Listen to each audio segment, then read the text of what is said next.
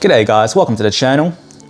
Episode 7 on our collection showcase series. Quick watch check. I'm wearing my Panerai Radiomir Quaranta, the newest pickup that I have for the year and the last pickup I'll have for the year. But we've got a short video today. We got a short but sweet collection showcase from Alex in the US of A. So Alex, I'm not going to say which state you're from for your privacy.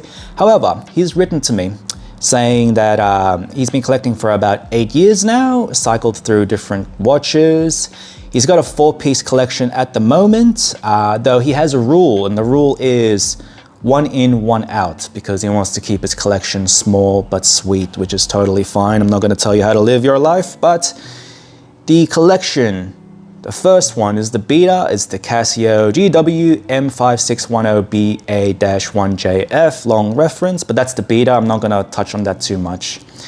You've got the Sinn 556RS, which is, yeah, it's okay. It's okay. This next one is the heavy. It's the Japek Antarctique S. I'm assuming it's the 38.5 mil one there, because both of us have the same wrist size, 6.5-inch wrists. That's a heavy piece, man. I don't think many people realize that Japek is a very heavy piece. That watch is about 20K USD. And I didn't hear about the brand until probably late last year. I saw a couple of the Japanese connections I have. They had it in their collection, and I was like, what's that watch? Saw the price, I was like, Jesus, that's a big pill to swallow. So that's a heavy piece right there. Congrats on that, man. If you just had that watch, kudos to you. Like, I'd be happy with just that one watch. But the last watch you have is the Cartier 16011, so your dress watch. Now, Alex said to me that he's looking for a diver, either the Pelagos 39 or the Black Bay 54. He feels like the Pelagos 39 will be a bit too big for the 6.5-inch wrist that we share, and he doesn't like the fake rivets on the Black Bay 54. So I'll get straight to the point with you on this one, Alex. Fine collection, the Japek heavy, the Cartier, it's a good watch. I would keep those two. You didn't specify if the Casio could go. So if it was in my collection, I would get rid of the Casio and then replace it with that 4th piece. However, if it's the Sinn, which is the leftover piece, right, that's gotta go, then, you know, either of the two. The beater is a good thing to have because you're not gonna feel bad if you ruin it. I would consider the Sinn a beater as well, so pick your poison, Sinn or Casio, get rid of one of the two. With the next piece, look, I own the Black Bay 54 and I've owned the Black Bay 58.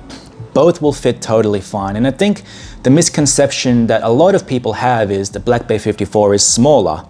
It's only 2 millimeters smaller in diameter. The important thing we need to look at is the lug to lug. Now the Black Bay 54, the lug to lug, we're talking 46 point something mils, man. Let's call it 46 flat, yeah? The Pelagos is sitting at 47 mil lug to lug. So the wearing experience isn't going to change that drastically. Sure, the diameter might look smaller on the Tudor 54, but the actual wrist presence is going to be very similar. So in all honesty, I'm thinking, reading from your email, that you haven't tried on the Pelagos. Just try it on, bro, and then see for yourself, right? Now, the Black Bay 54 I own. I like the watch. I'm not going to get rid of it anytime soon because I at least want one Tudor in the collection. But you mentioned that you don't like the fake rivets.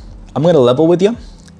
The Black Bay 54, it's more of a fashion style watch, man. And I might get some hate for saying that, but hear me out. You got fake rivets. They don't have to be there, but they're there because it's harking back to the fashion of the vintage era.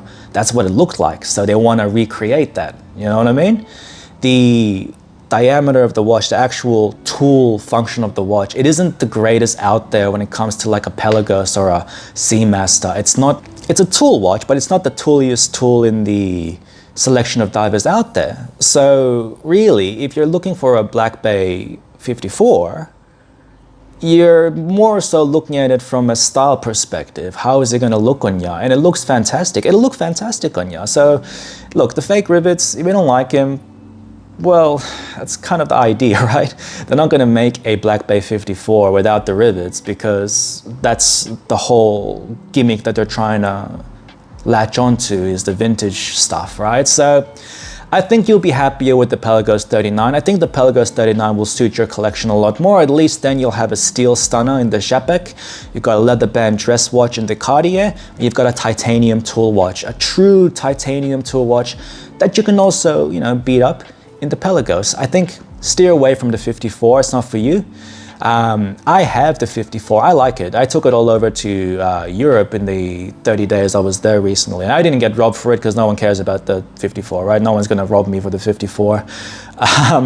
And yeah, for my review and experience, it's more fashion style orientated. Like the Seamaster I previously owned was a better tool than the 54. And I did a lot of not deep water activities, but like underwater activities, and 54, I couldn't see anything. So that's really the goal for you now, is to get that Pelagos 39. Now, if you wanted to wait, save up a bit more money, I'd actually recommend you look into either a pre-ceramic Submariner or a ceramic Submariner, but the 40mm version. Now, looking at your collection, you've got the heavy hitting Japek, you've got a nice prestigious Cartier. I think a Rolex Submariner would suit the three-piece that you're trying to go for. And I know it's twice the price of a Pelagos, or 3 times if you're gonna get the ceramic version, but the wearing proportions are surprisingly good for people like us with smaller wrists. The lug to lug we're talking about 47-inch mils as well. And look, owning a Tudor, I usually get rid of the Tudors when I'm planning to upgrade later on in the future, right? And if you want to just skip that upgrade phase, maybe go for the Rolex. There's nothing wrong with the Tudor. This is just a suggestion if you wanted to wait. Now with the Pelagos, it's easy to get in because, especially here in Australia, the retail price, I think it's around like $6,000 nowadays, but the used market, we're talking around like high 4s, low 5s. It's very easy to get in and it's very easy to get out. So I would say look around for a good deal on the Pelagos. But if you are interested in just being a bit more patient, I think you'd be happier with the Rolex, just because you've got a good collection going on here with some heavy hitting brands. Why not add a Rolex, be done with it? I'd actually go for a Rolex Submariner ceramic 40 and then just be happy with this collection, man. Like, that'll be the goal for you. But that's the video. Hope you guys enjoyed. Catch you in the next one.